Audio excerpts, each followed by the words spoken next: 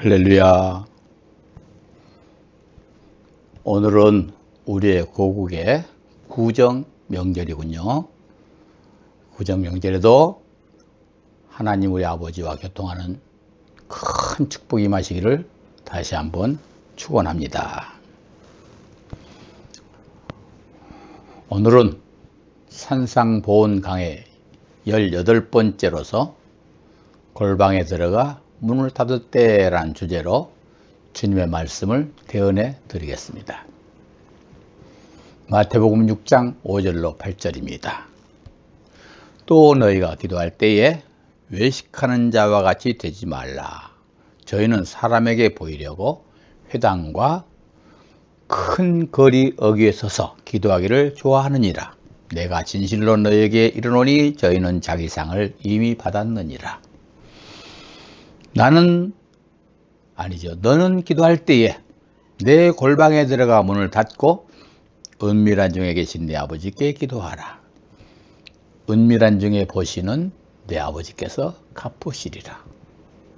7절 또 기도할 때에 이방인과 같이 중언부언하지 말라. 저희는 말을 많이 하여야 들으실 줄 생각하느니라.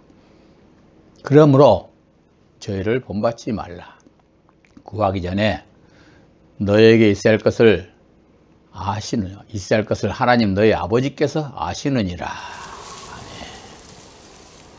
풍랑이 일어난 바다와 같은 이 세상, 항상 온갖 걱정, 근심, 불안, 초조, 염려가 다가오지요. 또 우리 인생의 힘으로 해결할 수 없는 큰 문제가 다가올 때 연약한 인생들은 절망에 빠지게 됩니다. 그러므로 바람과 풍랑까지 다스리시는 만물의 주인 되시는 하나님 아버지와 사랑의 관계를 잘 맺어놓고 살면은 안심하고 승리의 길로 나갈 수 있습니다. 하늘이 무너지고 땅이 꺼지는 종말의 대재앙이 닥친다 해도 우리는 찬송하며 나갈 수 있습니다. 그래서 주님은 전능하신 하나님과 항상 좋은 관계를 유지하려면 기도하라고 가르치십니다. 주님은 기도의 내용을 가르쳐 주시기 전에 3가지 방법을 가르쳐 주고 계십니다. 가장 먼저 외식하지 말아라. 2번째 골방에 들어가서 문을 닫아라. 3번째 중언부언하지 말라. 오늘 이 말씀을 잘 듣고 깨달으셔서 올해 큰 축복이 임하기를 다시 한번 축원합니다. 외식하지 말라는 말은 사람들에게 보이려고 꾸미는 것을 말합니다.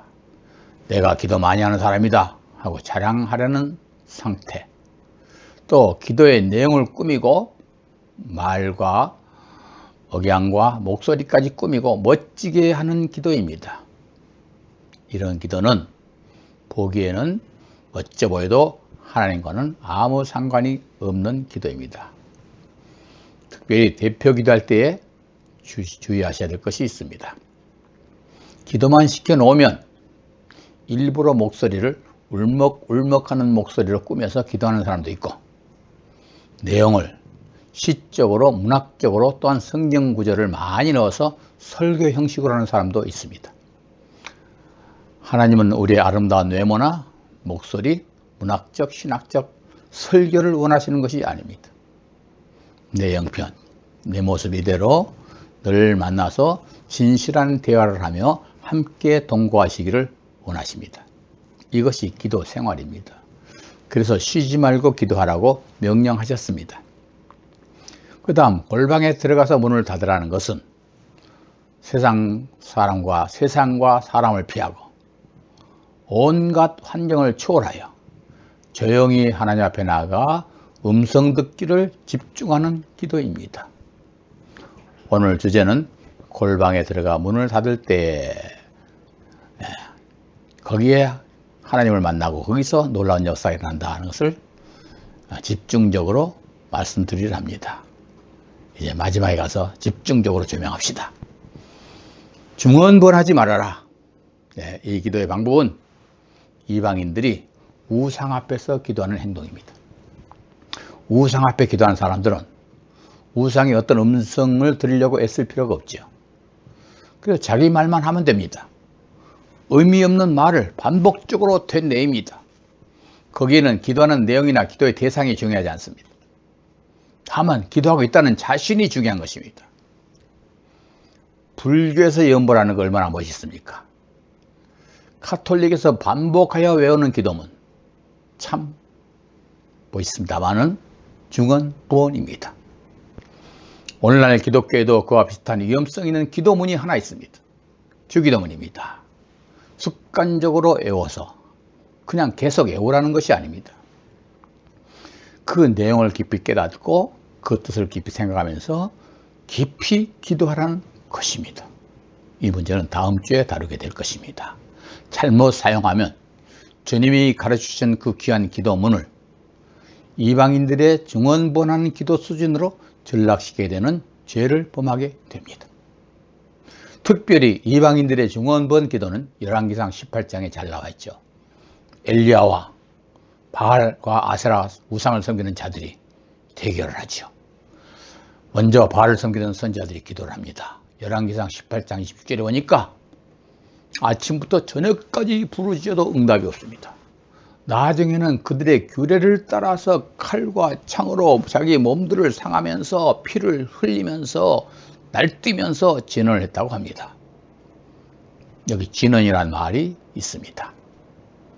미친 듯이 날뛰면서 자신들도 알지 못하는 방언을 외치면서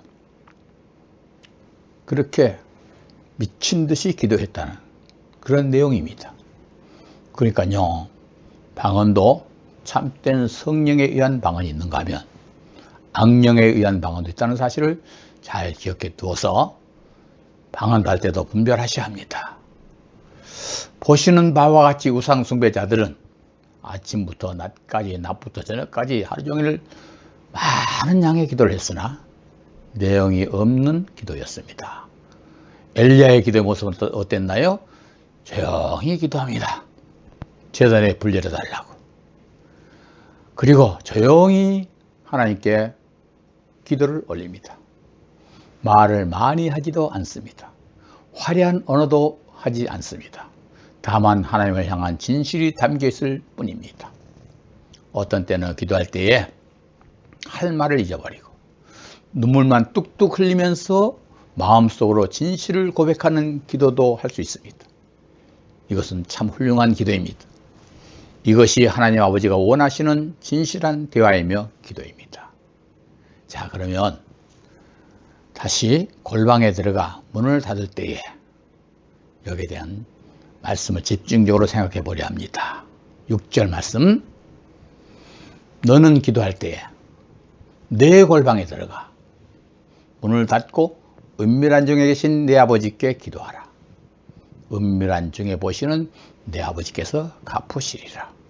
여러분, 사랑하는 사람과 대화를 하고 싶을 때는 어느 장소가 좋을까요? 조용한 곳이 좋지요. 하나님도 마찬가지입니다. 우리 하나님 아버지는 사랑하는 자녀들을 조용히 골방에서 만나자고 초청하십니다. 예수 믿는 사람들이 왜 하나님을 못 만나는지 아십니까? 마음의 골방이 없어졌어요. 우리 마음의 골방, 즉 성전입니다. 하나님이 계셔야 될 성전, 우리 마음속에 세상의 쓰레기 같은 것들로 가득 채워놓았습니다. 요즘 특히 현대인들은 젊은이나 어른이나 핸드폰, 유튜브에 수많은 앱을 깔아놓고 수많은 프로그램으로 채워놓고 거기에 마음이 점령되어 버린 상태입니다. 그래서 마음에 조용한 구석이 없고 마음의 문이 아예 떨어져 버리고 없습니다. 문이 없습니다. 그래서 공부할 때도 이어폰을 귀에 꽂고 몸과 머리를 흔들면서 공부합니다. 조용한 것을 좋아하시는 하나님 아버지와 만날 장소가 없고 시간이 없습니다. 이것이 종말에 주님 오실 때의 사람들의 믿음의 상태입니다. 그래서 예수님께서는 승천하시기 전에 이런 말씀을 하셨습니다. 인자가 세상에 올 때에 세상에서 믿음을 보겠느냐? 바로 오늘날 이 상태를 말하고 있습니다. 사랑하는 성도 여러분, 지금이라도 마음의 골방을 정리하셔요. 깨끗하게 만드시기를 부탁드립니다. 온갖 세상에 들은 것들을 좀 정리하세요. 그리고 골방에 들어가서 문을 닫으세요. 그리고 조용히 하늘에 계신 아버지 하고 한번 불러보세요. 바로 내 옆에서 사랑하시는 아버지께서 대답하실 것입니다. 그래서 예수님은 기도의 방법과 내용을 가르쳐 주시기 전에 골방부터 가르쳐 주신 것입니다. 우리가요, 예수를 믿고 그 말씀을 마음속에 받아들였으면 이미 예수님이 우리 마음속에 들어와 계신 것을 알아야 합니다. 요한복음 15장 7절 말씀. 너희가 내 안에 거하고 내 말이 너희 안에 거하면 무엇이든지 원하는 대로 구하라. 그리하면 이루리라. 여러분, 주님의 말씀을 받아들이셨나요? 그러면 여러분 마음속에 주님이 들어왔습니다. 다시 말하면 성령님이 들어오신 것입니다. 말씀이 마음속에 들어왔으면 성령님이 우리 마음속에 들어와 계신 것입니다. 요한복음 6장 63절 말씀입니다. 살리는 것은 영이니 육은 무익하니라. 내가 너에게 이른 말이 영이요 생명이니라. 주님이 우리 귀에 들려주신 그 말, 주님의 말은 말씀이죠. 말씀이 우리 귀에 들어왔으면 그 말이 곧 영이요. 다시 말하면 주님의 영은 성령이죠. 그리고 그것이 생명이라고 하셨습니다. 여러분, 성령의 내주하심에 관하여는 산상보훈 32회 강해가 다 끝나면 다시 다루어 드려야겠습니다. 그러므로 가장 시급하고 중요한 것은 마음의 골방입니다. 성전을 만들고 그 속에 내가 들어가서 문을 닫는 것입니다. 문을 닫고 아버지 부르면 옆에 하나님이 계십니다.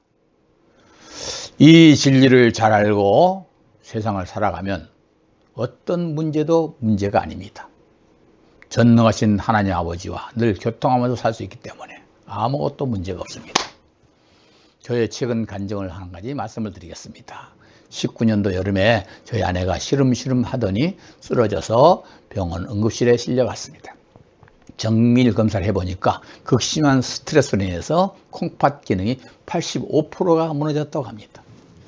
15%의 기능으로는 정상적인 생활을 할 수 없고 일주일에 피를 3차례씩 걸러야 한다고 합니다. 더구나 콩팥의 기능은 한 번 상실하면 절대로 회복되지 않는다고 하니 청천벽력이었습니다. 이제부터 정상적인 생활을 할 수 없다는 것입니다. 그 소식을 들은 날 아내는 병원에 입원해 있고 저는 집에 달려와서 골방에 들어가서 문을 닫았습니다. 이제는 이 문제를 놓고 간절히 기도합니다. 그때 주님 주시는 세미한 말씀이 있었습니다. 시편 42편 5절입니다.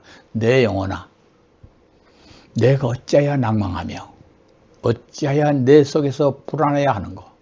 너는 하나님을 바라라. 그 얼굴의 도우심을 인하여 내가 오히려 찬송하리로다. 저는 이 말씀에 응답을 받고 잠을 잤고 그 다음날 새벽 기도에 가서 이 간증을 했습니다. 하나님의 도우심으로 오히려 찬송하게 될 것이라고. 그 후에 아내는 기적 속에서 콩팥 기능이 30% 회복되었고 지금까지 찬송하며 그런 대로 살아가고 있습니다. 이제 올해 6월달이 되면 전문 의사를 다시 만나게 되는데 몇 프로가 더 나아졌는지 확인해 볼 것입니다. 그때 다시 간증해 드리죠. 사랑하는 성도 여러분, 인생에 문제가 있습니까? 마음에 골방만 있으면 문제가 문제 아닙니다. 그러므로 우리의 무너진 골방을 다시 잘 세우시고 문을 만드시기 바랍니다.